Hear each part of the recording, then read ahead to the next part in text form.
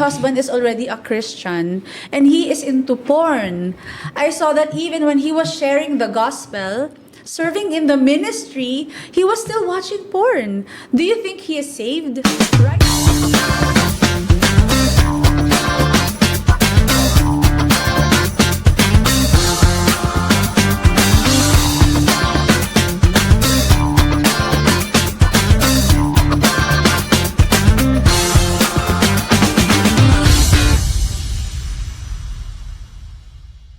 Hello! Kamusta po ang bawat isa? Kamusta po? Andito muli ang Payong Kapatid at maraming salamat sa inyong pagsama sa amin. At gayon din, lagi ko pong papaalala kung this is your first time to join us, hindi pa kayo nakapag-subscribe, subscribe po kayo sa aming channel. Meron po kami sa YouTube, sa Facebook, sa Instagram, meron din po kami sa Spotify at ganun din po sa NGL kung meron kayong mga tanong na you want to remain anonymous. At ganun, alam nyo, abangan nyo rin po. Magkakaroon din po kami ng TikTok. So, ayan na po. Simulan na po natin. Welcome po ulit. Ayan, mga kuya. Kamusta po kayo, mga kuya? Ayan, mabuti naman. Yes. Okay. Oo, kasi alam niyo po, sobrang po akong blessed kasi ang dami pong nagtitiwala na magpadala ng kanilang mga questions sa ating Payong Kapatid. Ayun, At oo. syempre, susuklian naman natin yun ng, syempre, nung mga payo galing sa ating mga kuya, di ba? Mga kuya, masaya ho ba kayo nagbibigay ng payo sa ating mga kapatid? Yan. Kung makakatulong, di ba? Oo. Bakit hindi? Oo. Basta, ang mahalaga, kumbaga, ito ay payo namin. Kung hindi kayo sumasang-ayon, huwag nyo kami awayin. Kapatid lang. Payo kapatid Payo lang lang, naman. oo. Oo. Payo. So, you can, pwedeng, pwedeng makatulong to sa inyong decision making. Pwede rin to makatulong sa inyong mga nararamdaman at mga abang-abang sa isip. At pwede rin namang nababagabag dahil hindi kayo nagsumasang-ayon. Dalhin nyo yung issue nyo sa Diyos. Oo. Ang ganda. So, mga kuya, okay na pa, simulan na ho natin. Oo, sige po. Ayun ako. Kasi kanina pa nag-aabang si Kuya Erwin. Kaabang-abang. Dahil actually mga kuya, ito po talagang, hindi naman ho bago ito. Kumbaga, ito, babasahin ko na ho. So, sabi po niya is, Hi, Payong Kapatid. I am in a homosexual relationship. We're both Christian. And I know that most churches condemns our relationship. We read the words, practice the words, and we celebrate. Celebrate po ang but anyway, celebrate and completely given up sexual immorality and choose companionship. Are we sinners? Ayun po. Wow, Mabigat. no? Opo. Kasi minsan mga kuya, kumbaga gusto ko makilala si Lord. But of course, we're in a homosexual relationship. Ayoko dyan kasi parang nakakapasok. Ganon. Parang pupasok pa lang kami, parang pinagtitinginan na kami. Ganon. Pero may tanong din ako why do you call it homosexual relationship? Sabi mo, wala namang immorality. Wala namang, parang companionship. Parang friendship. Best of friends. Yes. So, Opo. bakit homosexual relationship ang tawag mo pa rin? Kung pwede naman kayo magtawagan na best of friends or yeah. BFF, di ba? Oo. Best of friends forever na kahit pareho kayo lalaki o kaya pareho kayo babae, di ba? Na wala, basta alam nyo deep within your hearts and alam ng Diyos na wala kayong ginagawang moral. Dahil hindi kayo nagsisex, hindi kayo na parang you're treating each other like husband and wife. Walang ganon. Pero you treat yourself as companions, as friends.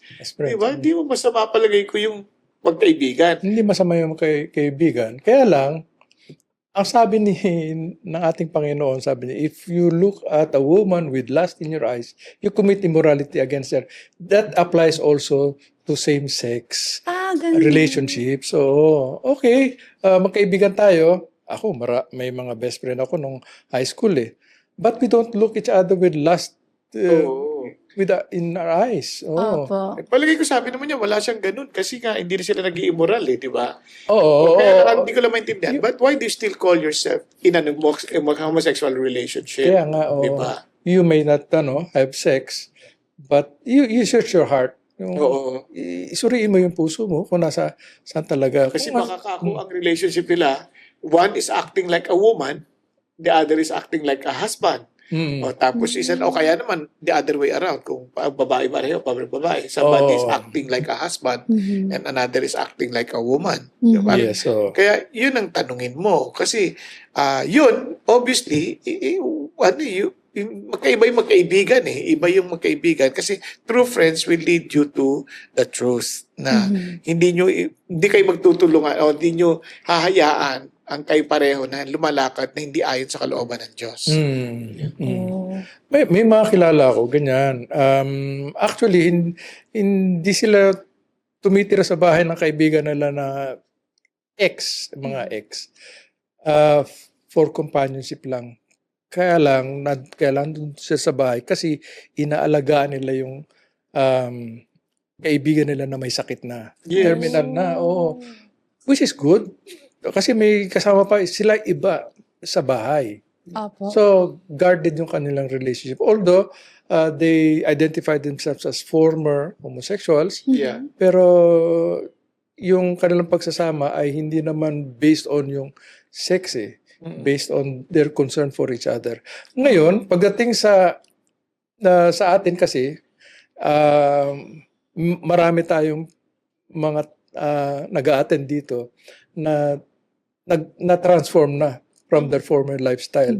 Ang ginagawa natin dyan is we encourage them to join small groups, pero hindi sila. Ibig sabihin, fina-farm out natin sila. Tulad sa small group ko, meron doon na former homosexual, which is good kasi pag sila lang nagbaband together, alam mo, yung mga ugali nila ando doon pa rin eh. Which may not be bad when they see each other, but hindi natatanggal eh. So mas mabuti pa na makisama sila sa mga ibang mga tao. Actually, mga kuya, medyo kumbaga ina-analyze ko yung question, and if I place myself in this kind of situation, I'm in a homosexual relationship. Syempre, if I'm in a relationship with somebody, I don't want that person or that girl to have another, parang makakita siya ng iba. Gusto ko yung pagtingin mo sa akin lang. Kasi we're in a relationship, but wala lang sexual immorality, but so may companionship. exclusivity. May Opo, parang ganun. exclusivity. Kasi if we're in a relationship, dapat ako lang. Relation. Kasi pagkakaintindi ko. Tama ka. Yung pag sinabi mo kasi, we are in a homosexual relationship.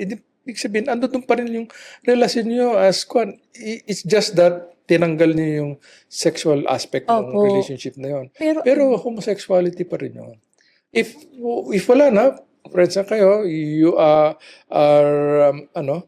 committed to lead each other away from that kind of lifestyle, sa tingin ko, pwede naman you invite others, especially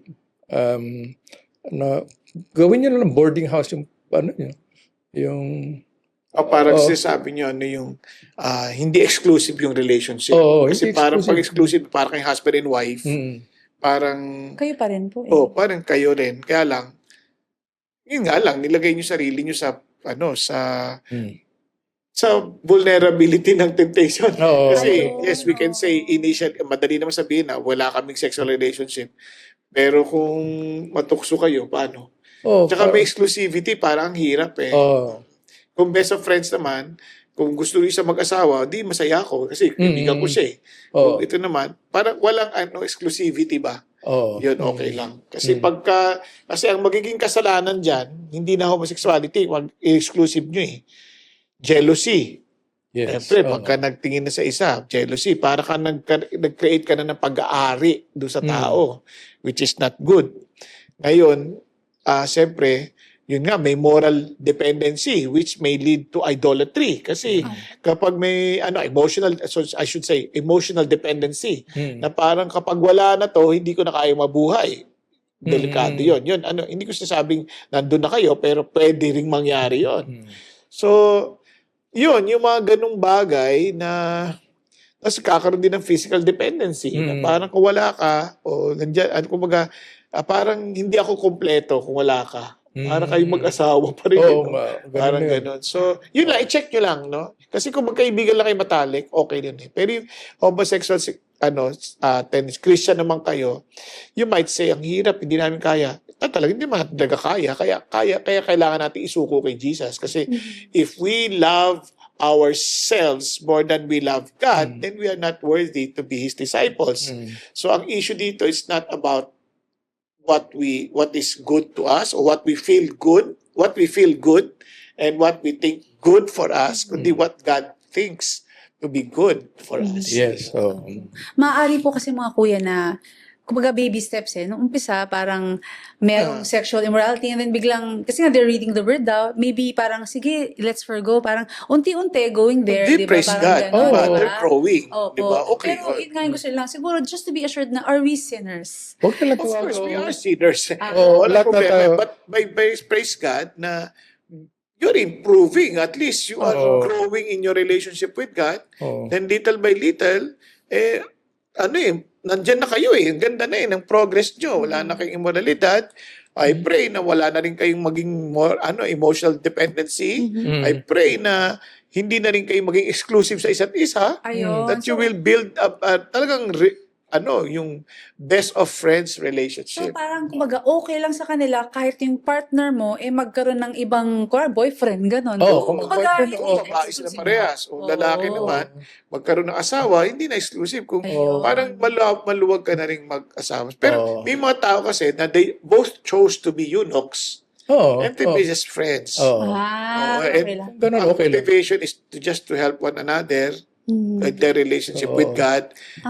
Okay naman. Okay Pero po, walang okay. exclusivity nga. Hindi yung parang Kayo pa I rin. own you. Opo. Parang gano'n. Wala nang gano'n. Oo. Parang walang nangyayaring physical, pero emotional, merong connection. Parang gano'n. Nagkakaroon ng dependency Oo. na that might lead to idolatry Oo. naman. Opo. Kasi mga kuya, maganda po yung mga tanong na ganyan. Kasi syempre, iniisip ko pag nag-church na ako, Christian na ako. Hindi pala ganun mga kuya na hindi porket Hindi, nag-a-attend ka ng church every Sunday, Christian ka na talaga.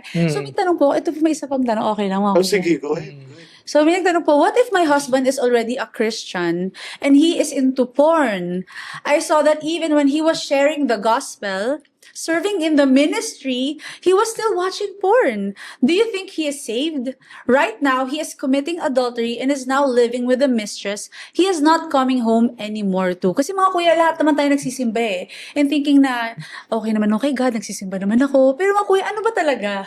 What's the real deal, mga kuya? The real Yan. deal. Kasi, yun nga, parang sinasabi mo na tanggap ba ako ni Lord sa area na to? Ayun na nga. Diba? Oo nga, oo. Ang palatandaan dyan is, one of the main marks of a Christian is transformation. Pag walang transformation, hindi mo matatawag yung sarili mo na Kristiyano ka Kasi, hindi ka nagsasabit sa Holy Spirit Hindi ka transformed. Ganon din yung sa homosexuality. You have to show that you have been transformed. Huwag mo natawagin yung relationship nyo as a homosexual relationship.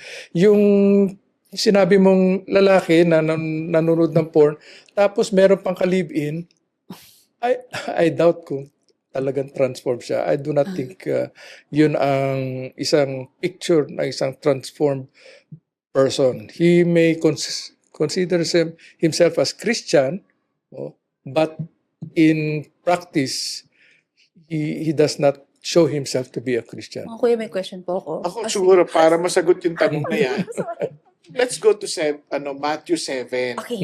Alam nyo, ito yung isang bagay na, yung parang, siyempre, tatalo tayo. Ano ba? Christian ba to? Hindi. Si Lord. Ang sabi ni Lord, you shall know them by their fruit. Oh. Diba? Kasi kung gusto mo matiyak, tingnan mo yung bunga. Kasi minsan naniniwala tayo, no? Na may isang grupo ng mga Christians na once you're saved, you're always saved. May grupo na hindi sila naniniwala doon. So, both of them believe that only through Jesus Christ we are saved. Ngayon, ang tanong ito, this guy somehow expressed and professed na he believes in Jesus, that he accepted Jesus as his Savior and Lord na para sa kanyang maligtas. Ang problema, sabi ni Lord, anybody can profess that. Di ba? Anybody can say that they're Christians, they're followers of Jesus. Pero ang tanong, sabi niya, you shall know them by their fruit. Yun ang sabi. Matthew 7. Tingnan natin, ha? Ito, maliwanag naman sabi niya, every tree, sabi niya rito, ito para mas maliwanag na, beware of false prophets who come to you in sheep's clothing, but inwardly are ravenous wolves. Sino itong mga prophets na to? Imaginein mo, magkataka ka, prophets, but in sheep's clothing. Mm-mm. Di dapat kung prophet o kaya pastor, di shepherd's clothing, di ba? Oo. Mm. Ito hindi sheep's clothing. Ayaw nga ako na No? sheep. So what, parang as if kasama mo siya sa mga tupa. Kasama mo siya, he happens to be gifted in prophecy or in preaching or saying or whatever na paring gift, no? And you will know them by their fruits. Kasi ano sila sheep clothing, pero ravenous wolves. Oh. Obviously, sa pagkain pa lang, in that sense, yung appetite pa lang nila, makikita mo na yung difference. Kasi yung appetite ng sheep, ano yan damo. Ang appetite ng shepherd, anong mga wolves, meat, Opo. carnivorous. So, ganun pala, makita mo, anong appetite nito? Sexual? Bakit ang appetite nito ganito? Ang makikita mo yung difference ng appetite. Opo. So sabi niya gano'n, so, you shall know them by their fruits. Grapes are not gathered from thorn bushes, nor figs from thistles are they. So obviously, iba, no? Every good tree bears good fruit, but bad tree bears bad fruit. A good tree cannot produce bad fruit, nor can a bad tree produce good fruit. Every tree that does not bear good fruit is cut down and thrown into the fire. So ano na ang metaphor na ginagamit ng Lord? Sinusunog na. So then you will know them by their fruits. Now ito ang amazing part. So not everyone who calls to me, who says to me, Lord, Lord, will enter the kingdom of heaven. But he who does the will of the Father who is in heaven will enter. Ito mabigat. Many will say to me, Lord, Lord, did we not prophesy in your name? O prophet. Prophet. Sabi niya, di lang prophet. Cast out demons in your name. Aba, big time, ha? Hindi, nagka-cast out ng demons. Go. And perform many miracles. Then I will declare to them, I never knew you. You depart from me, you who practice lawlessness. Ano yung lawlessness? Yun yung mga, kahit sabi natin, okay, hindi na tayo nasa-save because of the following the law. Pero yung law, yun ang bare minimum that tells us kung ano yung gusto ni God. Isipin mo, thou shalt not commit adultery. Tapos may mistress ka. Nagpo-porn ka. Double life ka. You may be prophesying, you may be sharing the gospel, pero adulterous ka. Lawlessness yun Diba? Kasi hindi na tayo sumusunod sa law dahil para maligtas.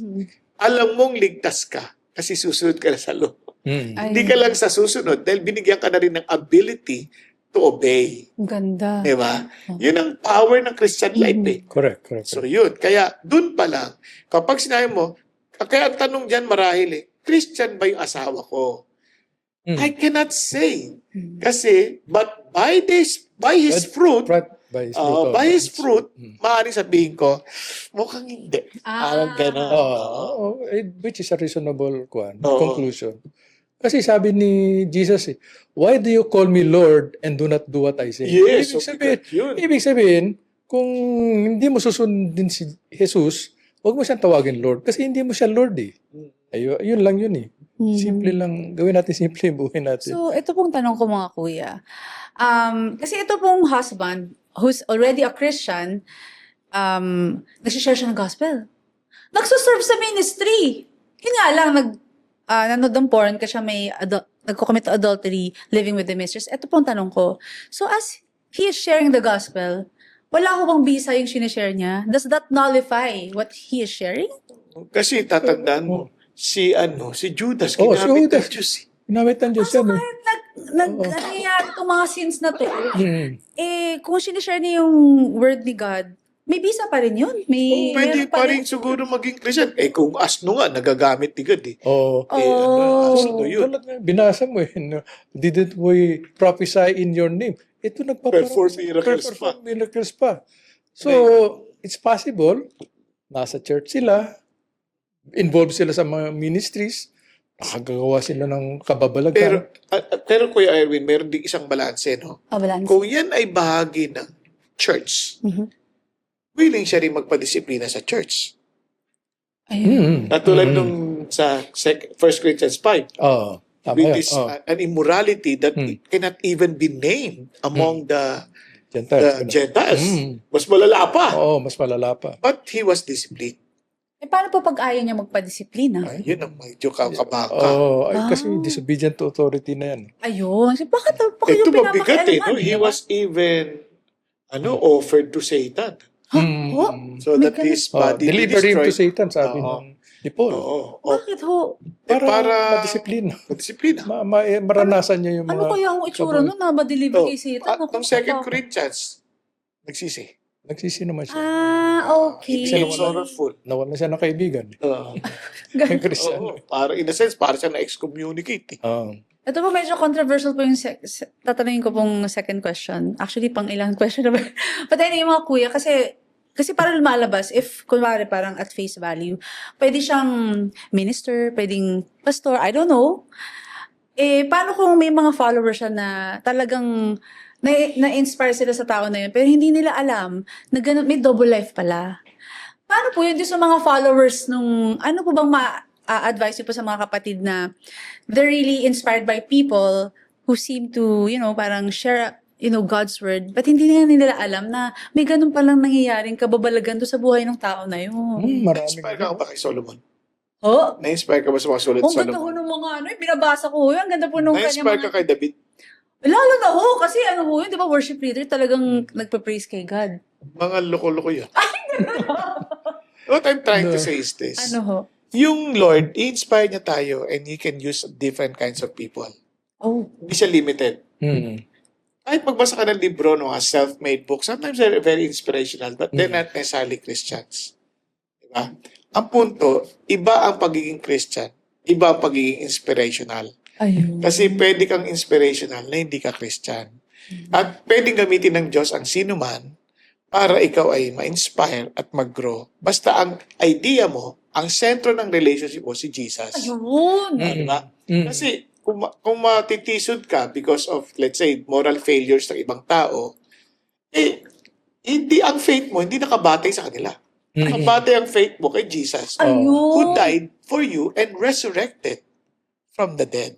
Ayun, galing. Importante Praise yun. God. Although, hindi mo maiwasan na pag may nahulog na leader, May collateral damage. may maraming masasaktan sila. So yan, totoo. Mapapayo niyo po sa mga kapatid na nasaktan nga na parang nag-stumble sila. Oo, Kumbaga, sa mga nakita nila sa kapatiran. Kailangan din i-comfort sila. Kailangan din. Iko-comfort sila. Encourage din sila. Na wag tumingin, tulad nga nasabi ni Kuya Bong, wag tumingin doon sa leader na yun. But tumingin sila kay Jesus Kasi Cristo. tao din tayo. Tao Pero din mga tayo. kuya, okay lang naman share ko sa mga kapatid kasi close na tayo, di ba? Di ba mga kuya, kasi may tumating na po ako sa point ko na, kasi parang we put our trust in people, di ba? Pero may Confess ka ba? Ho? Confess ka ba? Pakita ko lang. Ako But na. then again, nung I put my trust in people, and then dun sa mga taong I put my trust, tapos sila pa yung nanakit sa akin. Syempre ako nasaktan ako. And then, ang galing din ni God kasi parang dun niya pinakita sa akin na, ako tingnan mo. Huwag Amen. sila. Amen. Amen. Kumbaga, di ba? So parang, imbes na magalit ako dun sa mga nagbetray sa akin, parang, pinag-pray ko pa sila. Di ba? Yes, Parang hindi ako yes. nagalit sa kanila. Parang na-realize ko na, nga, tao lang tayo eh. Parang, Ayun. I can also fail them, di ba? So, yun lang yung magandang nangyari sa akin. Ang totoo niya, natural lang masaktan ka. Oh. Pero hindi mo papaintulutan yung sakit ng nararamdaman mo ang magdidikta ng tama mong dapat gawin. Ayun. Di ba? Which, Oh. yun ang ginawa mo. Oh, praise Maganda. God. Tama yun. Tama yun. At saka, ano yun, isa yung purpose ng kapatiran para to rally for you, beside you when you are hurt, when you are in pain. Gano'n. Opo, so nabalik ko tayo sa rally. Rally na yun, oh. Jesus. Pero mga kuya, ito na, rally na sa name words of encouragement. Ayan, ang bilis, ano? Oo nga, uy, grabe Oo. may heart fan. Talagang Hindi pa angkor. yata natin matatapos yung mga tanong pa nila. Pero Oo. di bale, babalikan pa rin natin ulit Oo. sila. Kasi sobrang love namin ng mga kapatid, all for the glory of God. So mga kapatid, ito na ang words of encouragement ng mga kuya.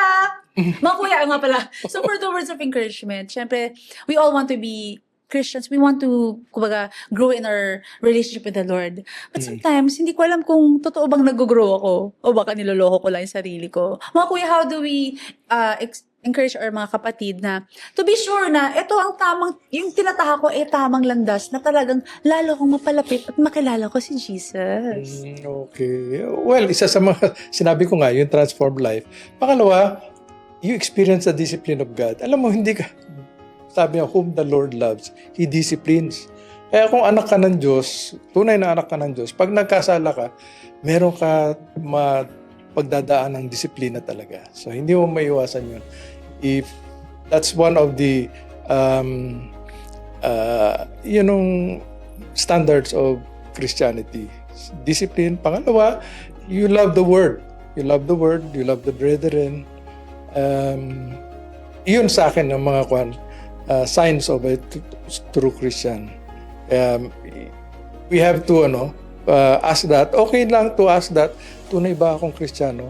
Once you ask that question, I think it's safe to say that you are. Kasi you are concerned with your spirituality. Yes.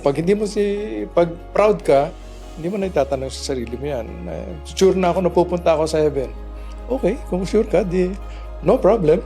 But it's always best to make sure.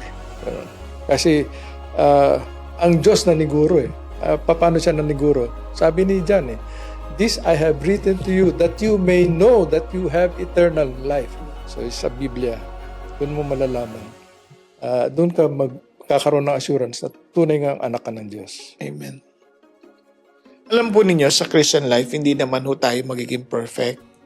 Minsan mahinapan tayo, nalalaglag pa rin tayo. Pero hindi na natin ho talaga hinahayaan na tayo maging alipin ng kasalanan dahil hindi na tayo alipin ng kasalanan. Tayo po ay malaya na kay Kristo Jesus para lumakad sa katwiran.